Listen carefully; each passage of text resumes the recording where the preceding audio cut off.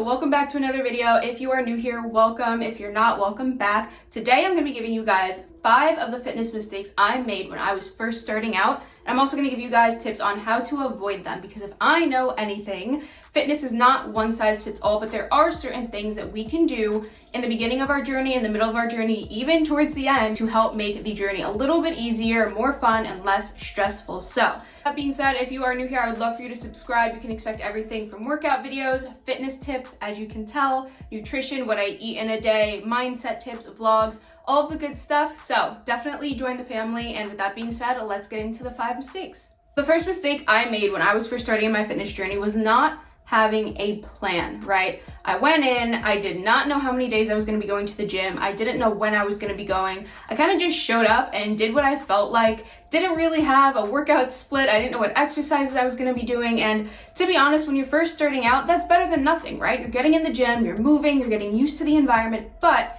it will save you so much time if you have a plan. Of course, part of that plan needs to be, when are you gonna go? What time of the day are you going to go? What are your exercises gonna be? And what's your workout split going to look like, right? The way to avoid this is to do your research for your specific goals, whether that's weight loss, toning up, gaining strength, gaining muscle. Figure out what you need to be doing. And then of course, schedule in your workout routine into your schedule. That is huge. Do not neglect scheduling into your routine. So the second mistake that I made on my fitness journey in the beginning was doing different exercises every time I went to the gym, every single week. And again, this kind of goes hand in hand with that first mistake, but if you are just starting out, you're probably super overwhelmed with what you should be doing. You're probably following a bunch of people on social media, and you're probably just going and doing exercises that they're doing or workouts that they're doing. And again, although that's great, you're moving, you're not going to get results you want for your specific goals, because they're doing what they need for their goals, which are gonna look different than yours. And honestly, guys, 9 times out of 10, social media and fitness influencers just post random workouts that they're not even doing for their own workout split and for their goals, because of the reason I'm about to tell you, okay? The way you avoid not getting results for your specific goals is by not doing random exercises all the time, but you wanna make a plan of the same workouts, and you want to stick to those same exercises for 4 to 6 weeks.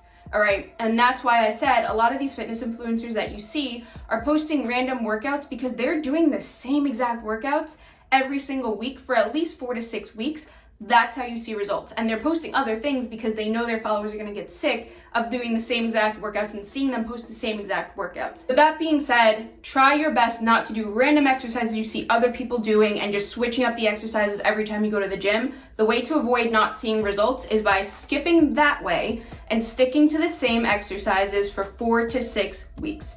And that ties into how to avoid the last mistake, which is doing your research for your specific goals. Figure out what exercises you need to do for your goals, write them down, stick to them for 4 to 6 weeks, and then you could switch it up.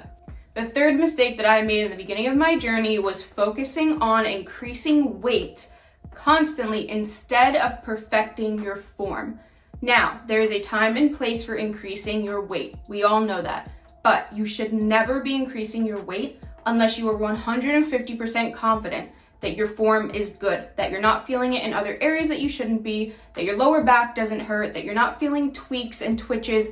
And if you're like, I'm not exactly sure if this is what's working, if this is right, then you should not be increasing your weight, okay? Perfect your form before you increase your weight. I don't care if you're just using a 10-pound dumbbell, keep at it until the form is perfected. Because guys, if you are increasing your weight, that weight means nothing and it won't do anything for you if your form is off. And honestly, that causes injury so much quicker than you can expect. And of course, we want to avoid injury at all costs. How do we avoid this mistake of increasing weight without perfecting form? Once you figure out what exercises you need to do for the next 4 to 6 weeks based on that last mistake, you need to then do research for every single one of those exercises and figure out the proper form. You're going to want to pick one person to focus on, one YouTube channel to focus on, one Instagram account or TikTok account to focus on, right? Because there are going to be people out there that are going to confuse you with form. Form looks differently on everybody. So if I were you, I would try your best. This isn't necessary, but try your best to find somebody who has a similar body type to you and then go from there. Make sure that they're telling you proper form mechanics, they're giving step-by-step instructions. If you don't know where to start with this, my specific TikTok, I had a huge series on form tips for all lower body exercises, upper body exercises, core, everything you could think of. So of course my TikTok will be linked in the description box below if you want to check it out. I have a playlist on my TikTok page that makes it super easy, labeled form tips for you. But again, pick one channel, pick one person. Don't try and hop from person to person, channel to channel, looking at all these different form tips. Just stick with it and make sure it feels good for you. Fourth mistake I made on my fitness journey in the beginning was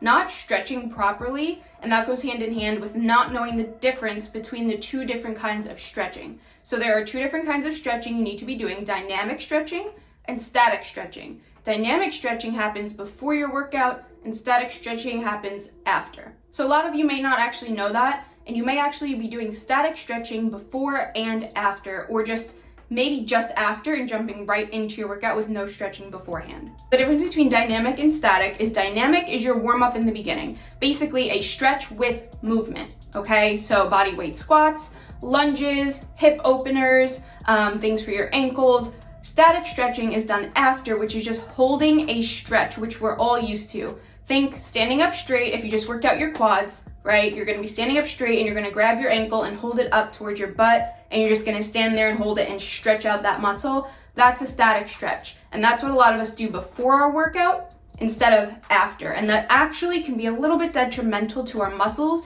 We're stretching out the fibers a little bit too much, because when you think about what exercising and working out and lifting weights actually is we're actually tearing those fibers. So before your workout, you don't want to stretch them out because you're then going to be tearing them. That could lead to injury, okay? So make sure in the beginning, before you start your workout, you are doing a proper warm-up. So again, do a little bit of research on dynamic stretches. Again, on my TikTok, I have tons of them. Warm-ups for lower body, dynamic stretching, and then after your workout, you're doing static stretching. With the dynamic warm-ups, make sure you are mimicking the exercises you're going to be doing with weight, as well as opening up and stretching the muscles and joints you will be using in that workout. So for example, any quad or lower body days, I always do a dynamic warm-up of opening up my hips, a few exercises for my hips, and a few body weight exercises like squats and lunges. Something else that may also be super helpful for you, this is of course optional, but if you are somebody who on lower body days always feels your lower back act up, which you necessarily shouldn't, make sure you try out core activation.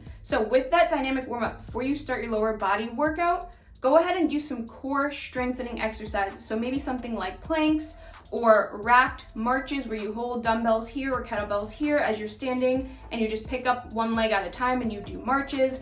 Core, you want to prime your core so that it's braced. If your lower back hurts, it means you're probably not bracing correctly and your core is not strong enough. So if you do that beforehand, you're gonna prime that core to brace your back and keep it in control. So the fifth and final mistake that I made in the beginning of my journey is not necessarily a mistake, but something I just fell victim to. And a lot of people like to call this analysis paralysis, or simply put, information overload, where you probably feel super overwhelmed with all of the information out there. Social media is full of people who know everything about fitness, have their own opinions, throw them out there, tell you to do this. You don't know what's right, you don't know what's wrong. Some people to tell you to do this, and then somebody else right in the next frame will tell you not to do that. So, two things that I want to give you advice on as to how to avoid this analysis paralysis is to know, number one, that fitness is not one size fits all. Something that works for you may not work for me, and vice versa. So, you have to pick something that works for you.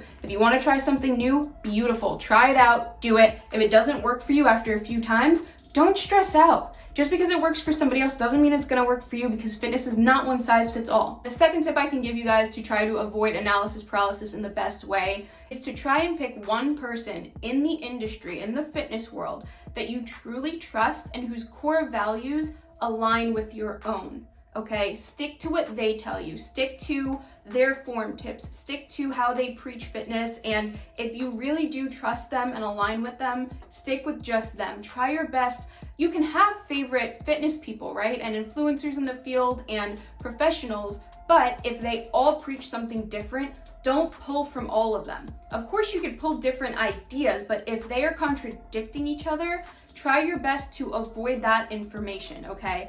Pick one or two. If their values align and if what they preach really does feel right for you, stick with just them, okay? That doesn't mean you have to follow everybody in the world, right? That you follow who contradicts that information, but if you can just follow one person, it will save you so much stress. You will not be overwhelmed by information. You will know what you are doing is working for you. And again, remember, just because they preach something and it works for them and it doesn't work for you doesn't mean you are doing something wrong. You are doing everything right. Just do what works for you and you will be okay. All right, guys, that concludes my 5 mistakes that I made in the beginning of my fitness journey. I hope this was super helpful for you. Please make sure to like the video if you found it helpful. I'm definitely going to be doing another one of these videos because I have about 1,000 of these that I could tell you guys. If you're not already following me on TikTok, go ahead and do that. I have a whole series on fitness tips I wish I knew as a beginner, so you can find more of that info there. But with that being said, I hope you guys enjoyed and were able to take something from this video and implement it into your own fitness journey. If you really did enjoy and it was helpful, if you feel inclined, definitely subscribe. Make sure you stick around for more videos, and I'll see you guys in the next video.